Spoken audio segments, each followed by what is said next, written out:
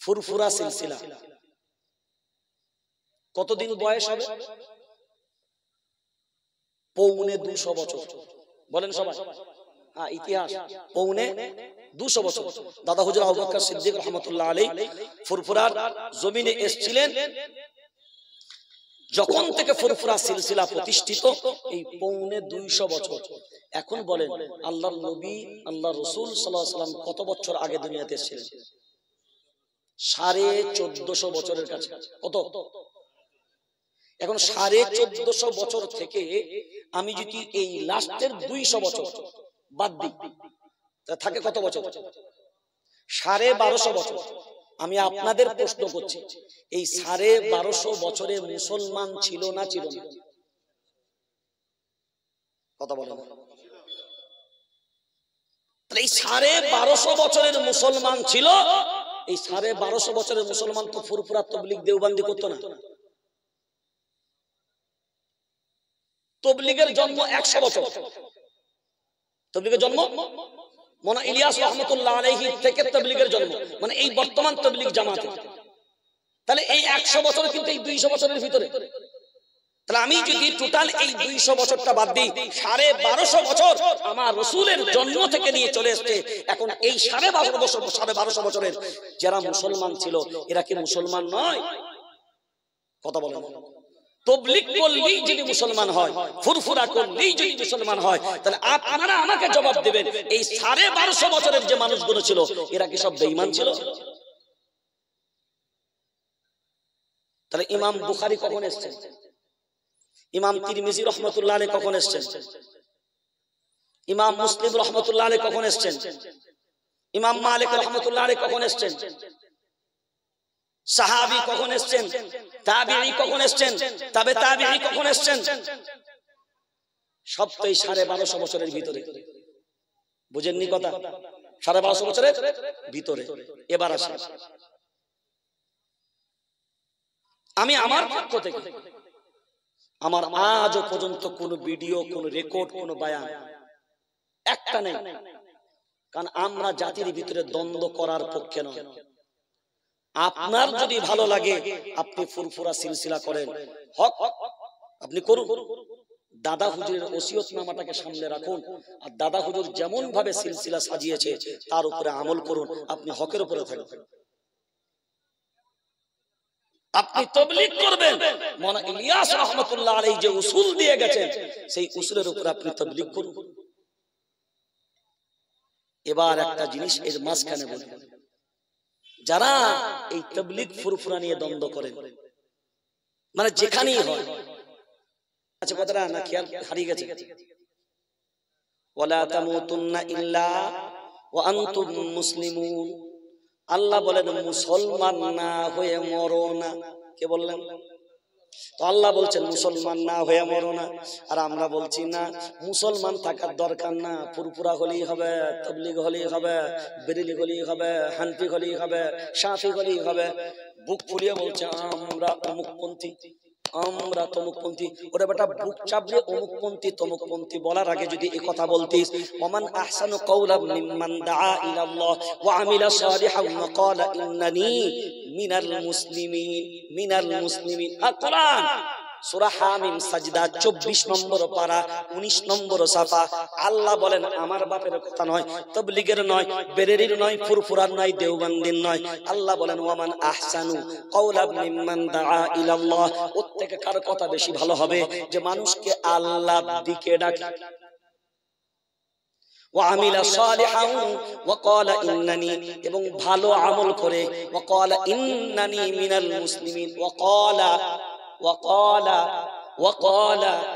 এবং তারা বলে ওয়া ক্বালা ইন্নানি মুসলিমিন, আমি একজন মুসলমান। সুবহানাল্লাহ বলবেন, আমি একজন মুসলমান। হয়তো বিলাল অত্যাচারিত হয়েছে, তারপরেও বলেছে আমি একজন মুসলমান। আর আমাদের কি এই পরিচয়টা নাই, যে পরিচয় কোরআন চাচ্ছে ওই পরিচয় আমাদের ভিতরে কথা বলে না। না, আমাদের পরিচয় কোথায়? দল নিয়ে, জামাত নিয়ে, মত নিয়ে। এবার আপনি বলেন, কবরে যখন যাবে তো ফেরেশতা প্রশ্ন করে না? আপনাদের দিকে মারা গেলে প্রশ্ন করে, এদিকের লোকগুলোকে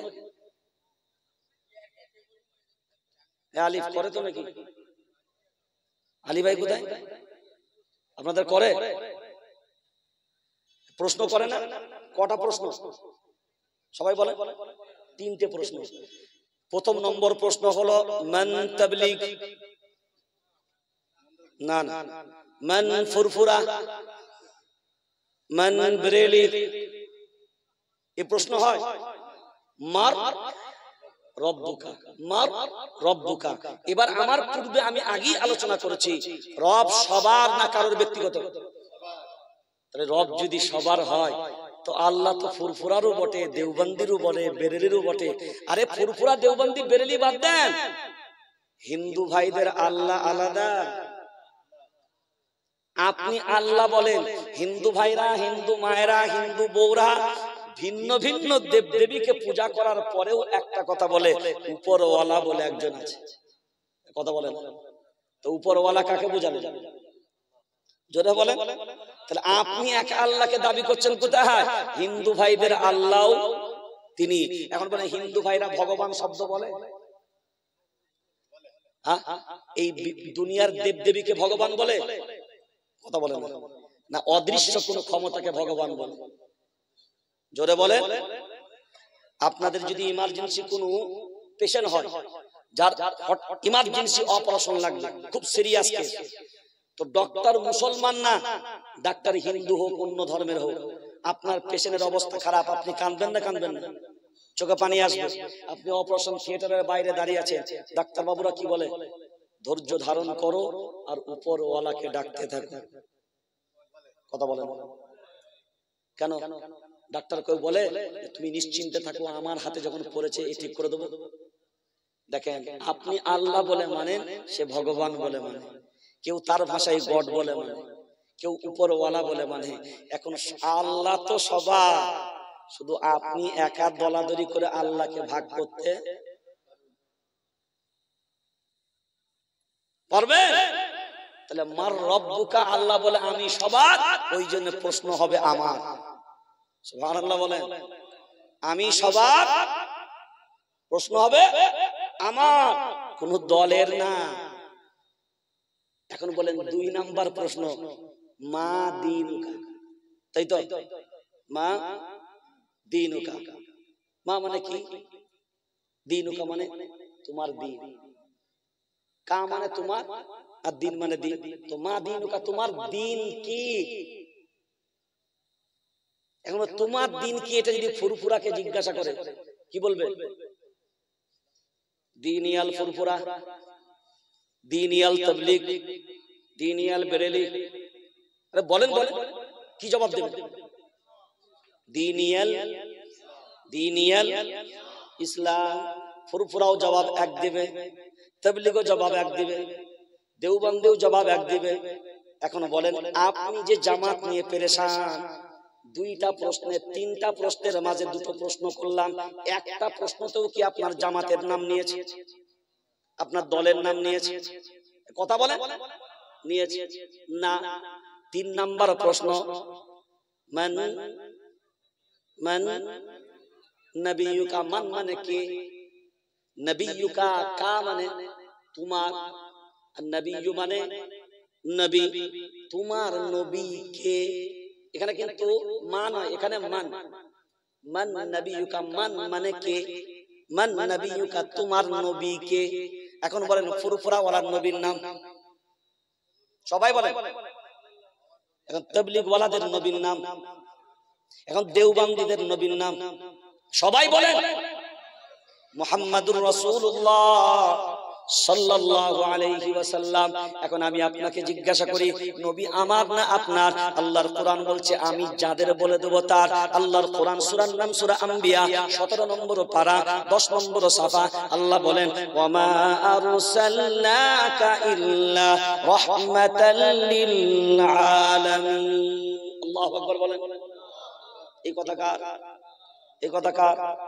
এখন বলেন নবী শুধুমাত্র মুসলমানদের জন্য না, তিনি রহমাতাল লিল আলামিন, বিশ্ববাসীর জন্য, হিন্দু ভাইদের জন্যও তিনি রহমত, খ্রিস্টানদের জন্যও তিনি রহমত, ইহুদিদের জন্যও তিনি রহমত, অন্যান্য ধর্ম অবলম্বীদের জন্যও রহমত।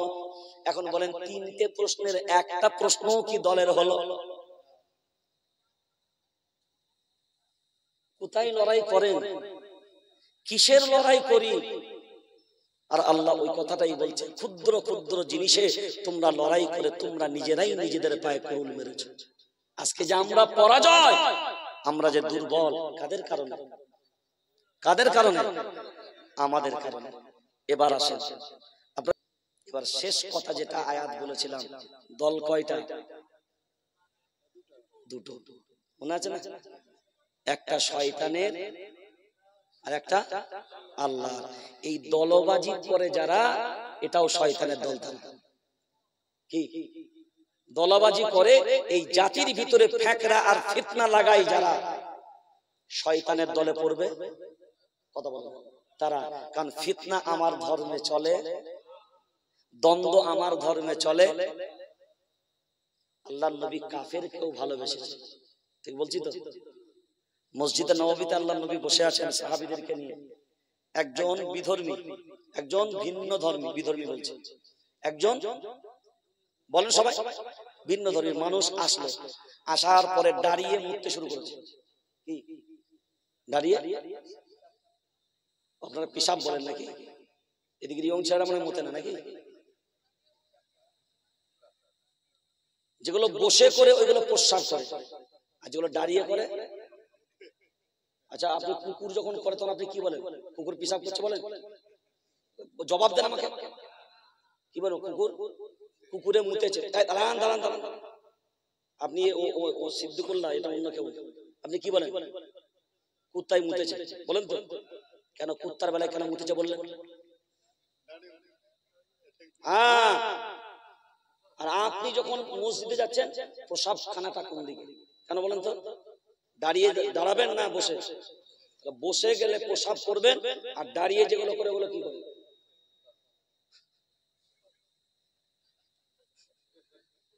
এ ব্যাখ্যা উল্টো গুণ আপনি খুঁজে পাবেন না। হ্যাঁ, এগুলো ওরাই করে। এখন ও বেটা মুচ্ছে মুচ্ছে, ঠিক কথাই, পুরো হ্যান্ডেল ঘুরিয়ে ঘুরিয়ে।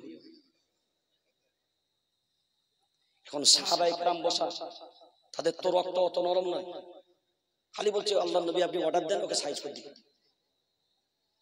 আল্লাহর নবী বললেন থামো, যারা আমার নবীকে গালি দাও, যারা আমার নবীকে কটূক্তি করো, তারা একবার ভাবো। আল্লাহর নবী বললেন থামো, ওকে প্রসাবটা ফিরতে দাও। কেন? বলছে এখন যদি তোমরা ওকে তাড়া মারো, পিসাবটা চমকে গেলে ওর শরীরের ভিতরে ক্ষতিগ্রস্ত হবে। আহা, কি মায়ার নবী, কি দয়ার নবী! তোমরা গালি দাও, তোমাদের একটু বিবেকে লাগে না? ওই ব্যক্তির যখন প্রসাব কমপ্লিট হলো, আল্লাহ রাসূল তাকে ডাকলেন, তাকে বললেন বাবা, এই যে কাজটা তুমি করলা, এটা যদি তোমাদের ধর্মস্থানে, দেখেন আল্লাহ নবীর ভাষা দেখেন, তোমাদের ধর্মস্থানে গিয়ে যদি কেউ এরকম দাঁড়িয়ে দাঁড়িয়ে প্রসাব করে, তোমার কি রাগ হতো না? হ্যাঁ, রাগ মানে ফেটিয়ে ফেলতো। বলছো বাবা, এটাও তো আমাদের ধর্মস্থান, তুমি যে এখানে এসে প্রসাব করছো, আমাদের তো রাগ হয়। সেই ব্যক্তি বলছে মুহাম্মদ, আমি পেশাব করতে আসি না, আমি দেখতে এসেছিলাম সত্যি আপনি আল্লাহর নবী কিনা। ওই ব্যক্তি মসজিদে বসেতেই কালিমা পড়ে ঈমান এনে নিল। মারামারি করে না আদর্শতে। এই আদর্শ আমার ভিতরে নেই কেন? আল্লাহর নবী অন্য ভিন্ন ধর্মের মানুষকে, কাফের, বেঈমান, লম্পট বাড়িতে মেহমানদারি করতে নিয়ে এসেছে, নিজে খাননি, সব খাবার খাইয়ে দিয়েছে। এই ঘটনা আপনাদেরকে বহু উলামা হয়তো বলেছে। সেবাটা খেয়েছে রাত্রের বেলা, এত খাওয়া খেয়েছে, একদম বিছানা নাই সাইজ করে দিয়েছে। সাইজটা বোঝেন তো? বলো ওটা খুব ভালো বুঝছি। সে যখন দেখেছে পুরো সাইজ করে দিয়েছি, ভোরের বেলায় ওঠার আগেই বেটা পালিয়ে গেছে। আল্লাহ রসুল দেখেন মায়ার নবী কেন বলেছেন, তিনি ঘরে যখন ঢুকলেন ওই বিভৎস অবস্থা দেখে আল্লাহর নবী ঘাবড়ে গেলেন যে আমার বাড়িতে মেহমান, তার রাতে এত কষ্ট হয়েছে, আমি খবর নিতে পারিনি, আমি আমার আল্লাহর কাছে কি জবাব দেব। সকাল বেলায় উঠে আল্লাহ রসুল নিজের হাতে, যারা রসুলকে গালি দাও এই ইতিহাসগুলো শুনে নাও, নিজের হাতে ওই বেঈমানের বিছানায় পায়খানা করা সব বিছানাগুলো আল্লাহ রসুল নিজের হাতে ধুচ্ছেন। কিন্তু তৎকালীন আরবদের একটা অভ্যাস ছিল, সবার কাছে একটা করে অস্ত্র থাকতো, তলোয়ার। তো বেটা তো তলোয়ারটা বেটা ফেলে এসছে, কিন্তু তলোয়ারটা দামি তলোয়ার, তো বেটা তলোয়ারের লোভে আবার ফিরে এসছে। এসে দেখে তার ফিরা পায়খানা গুলো বিশ্ব নবী, মায়ার নবী, মদিনাওয়ালা, তিনি নিজের হাত দিয়ে ধৌত করছেন। সেই পিছনে দৃশ্যটা দেখে থাকতে পারে না, বলে ইয়া রাসূলুল্লাহ, আমাকে কালিমা পড়িয়ে দেন, আমি ঈমান আনলাম, আপনার চরিত্রের কাছে আমার মাথা নত। বলেন কারোর সাথে দুর্ব্যবহার করেছে আমার রাসূল? জোরে বলে। হয়তো ওমর খলিফা, তখন যখন ইহুদিরা এসে আল্লাহর নবী আমিরুল মুমিনের কাছে এসে বলল আমাদের ধর্মস্থানগুলোর নিরাপদ কি হবে, হয়তো ওমর বললেন আপনাদের ধর্মস্থানের নিরাপত্তা দেবার দায়িত্ব আমি আমিরুল মুমিনিন ওমর, আমি আমার হাতে তুলে নিলাম। আল্লাহু আকবার বলবেন না? মসজিদের না, ইহুদির ধর্মস্থান, খ্রিস্টানের ধর্মস্থান, এটাই হলো ইসলামের নীতি, এটাই হলো ইসলামের আদর্শ। আর আমাদের যেগুলো আছে খালি বলছে ঝুলিতে পুরে লাও, বুলডোজার চালিয়ে দাও। এখনো বলেন একতার সময় হয়েছে না হয় নাই? ঐক্যের সময় এসছে না আসে নাই? সেজন্য আপনাদের পায়ে ধরে বলবো, আপনাদের পায়ে ধরে বলে যাচ্ছে, আর আমি কসম খেয়ে বলছি, আমি কসম খাই না, কসম খেয়ে বলছি, যদি আপনারা সবাই বলেন আমরা এলাকায় শান্তিতে থাকবো, কোনো দলাদলি করব না, সিদ্দিকুল্লাহ একটা কাজ কর, স্টেজ থেকে নাম, আর এই ইন্টারনেট ইউটিউবারদের ক্যামেরা রয়েছে, এদের সামনে আমাদের পাগুলোকে ধর, যদি তুই পাগুলো ধরে ক্ষমা চাস আর পাগুলো ধরে বলিস, তাহলে আমরা লড়াই করব না, আপোষের মধ্যে ইত্তেহাদ এক থাকবো। আমি কসম খেয়ে বলছি, আপনাদের মধ্যে একজন কেউ বলুন আমি স্টেজ থেকে নামবো, আপনার পা দুটো কি ধরবো? আর আমি বলছি আমার সম্মান যাবে না, কারণ আল্লাহর নবী বলেছেন মান তাওয়াদা লিল্লাহি রাফাহু আল্লাহ, যে আল্লাহর জন্য নত হয় আল্লাহ তার সম্মান বাড়িয়ে দেন। যার মন ভালো তার, যার মন ভালো তার সব ভালো। কাক কালো কোকিল কালো, কাক কালো কোকিল কালো, কালো মাথার কেশ সব চাইতে বেশি কালো, মনের হিংসালেশ নিম তেতো নিন্দা তেতো, নিন্দা মানে হলো পরনিন্দা, নিম তেতো নিন্দা তেতো, তেতো ভাঙা ঘর সব চাইতে বেশি তেতো, 203 ঘর। লাগিয়ে দিয়ে একবার দেখবেন, চাকা গোল পয়সা গোল, গোল আলু গোল, সব চাইতে বেশি গোল মনের গন্ডগোল। মন ভালো তো সব ভালো। যে নিজেকে ছোট আর খারাপ মনে করবে সে অন্যকে ভালো নজরে দেখবে। এবার